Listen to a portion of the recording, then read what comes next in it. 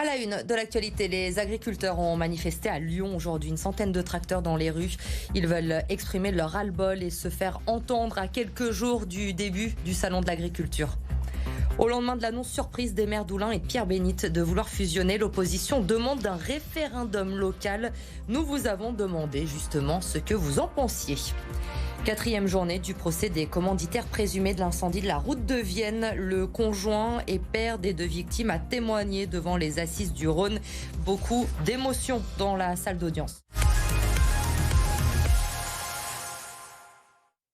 Près de 100 tracteurs dans les rues de Lyon. Aujourd'hui, les agriculteurs ont manifesté. Ils sont partis de la Tour de Salvani, de Brigny ou encore de Bénaud ce matin pour se rejoindre devant la Dréal dans le 6e arrondissement. Ils ont déversé plusieurs tonnes de déchets verts avec un mot d'ordre: laissez-nous travailler, sauvons notre agriculture française. Ils ont ensuite pris la direction de la préfecture du Rhône où une délégation a été reçue par la nouvelle préfète du Rhône et d'Auvergne-Rhône-Alpes. Sur place, Lauriane Pellao. Parmi les 250 agriculteurs qui sont venus manifester, beaucoup de jeunes. Je me trouve avec Jocelyn Dubost, président des jeunes agriculteurs d'Auvergne-Rhône-Alpes. Aujourd'hui, vous vous êtes rassemblés d'abord devant la Dréal, puis devant la préfecture. Pour quelles raisons ?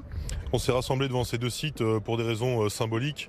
Donc voilà, la Dréal est aujourd'hui qui impose beaucoup de choses sur nos fermes, qui met des freins à la production pour les agriculteurs, qui met de plus en plus de normes, de la surtransposition réglementaire bien française.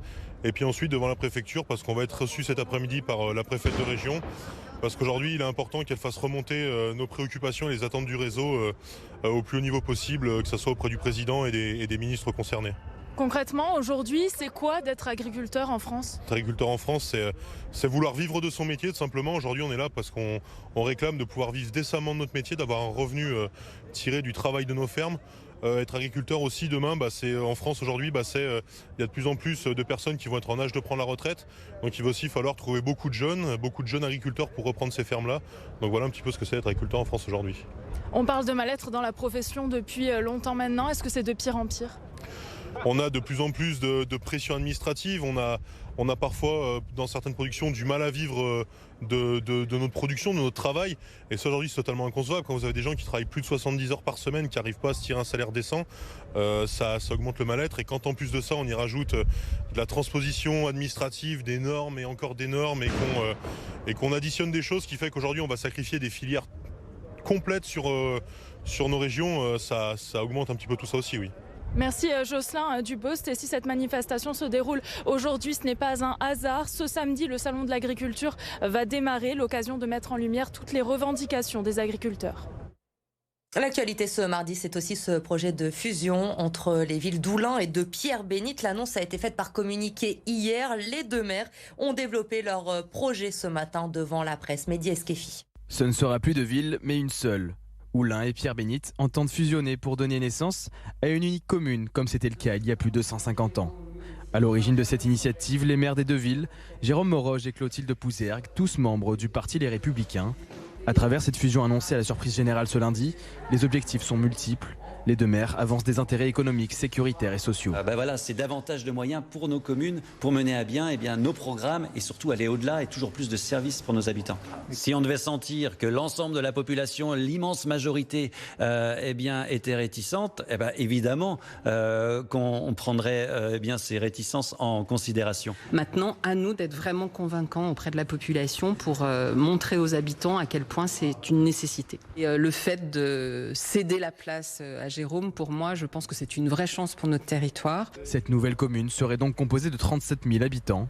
Certains d'entre eux y voient du positif. Il faut innover et je trouve ça très bien d'avancer et d'aller de l'avant et de pouvoir réunir nos forces pour être plus forts et pour proposer de nouvelles choses. On est assez surpris. Moi qui suis opticienne sur la ville, l'impact on le connaît pas trop et puis surtout on n'a pas été prévenu. Donc je trouve que c'est assez surprenant comme nouvelle. Les gens de Pierre-Bénite ne vont pas avoir de chance parce qu'ils vont avoir leur taxe foncière doublée. Parce qu'ils payent pas beaucoup et nous beaucoup. Les partis d'opposition, notamment les écologistes, contestent cette union et réclament un référendum. La fusion devrait, sauf rebondissement, intervenir au 1er janvier 2024. L'opposition, effectivement, qui n'a pas tardé à réagir. Jean-Charles Colas, candidat à la mairie d'Oulin en 2020, chef de l'opposition aujourd'hui, avoue avoir cru d'abord à un poisson d'avril. Aucune discussion n'a eu lieu avec les conseillers municipaux, avec les habitants. Il demande donc un référendum local. Je ne vois pas du tout l'intérêt. J'ai beau le prendre par tous les bouts de la lorgnette, je ne comprends pas l'enjeu pour les deux communes. Et ensuite, c'est un enjeu extrêmement important en termes de conséquences pour les populations. Donc il me semble évident qu'il faut consulter la population sur ce sujet-là. Et pour l'instant, c'est pas prévu. Si la motivation des maires est purement un calcul politicien et électoraliste, c'est gravissime quand même d'engager l'enjeu, enfin la vie des populations, et parce que demain, c'est les services de proximité qui vont changer. C'est la relation entre les habitants et leurs élus qui vont changer. Si c'est uniquement pour des visions politiciennes et électoralistes, c'est vraiment minable de la part des maires. Nouvelle perquisition ce matin à l'hôtel de région, c'est la deuxième en quelques mois. Le parquet nous confirme que cette perquisition intervient dans le cadre de l'enquête préliminaire ouverte par le parquet national financier le 2 décembre dernier. Des chefs de favoritisme, recel de favoritisme et détournement de fonds publics suite à l'organisation, souvenez-vous, du dîner des sommets. Alors nous avons contacté la région aujourd'hui qui se dit très sereine. Elle se tient à la disposition de la justice pour communiquer dans la plus grande transparence l'ensemble des documents qui lui seront demandés.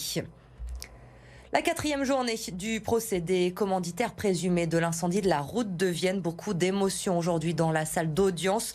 Le conjoint et le père des 2 victimes a témoigné devant les assises du Rhône. Lucie Nolorgue. C'est un homme extrêmement digne qui s'est exprimé pendant plus de 30 minutes. Julien, le compagnon de Clara, le papa d'Anna, a raconté sa peine. Il a rendu hommage à ses victimes en racontant qui elles étaient. 2 êtres de lumière, a-t-il dit. Clara, c'était la vie, une personne d'une grande humanité. Je l'aime et je l'aimerai toujours. Sur Anna, sa fille, il confie « C'est toute ma vie, une enfant d'une grande espièglerie ».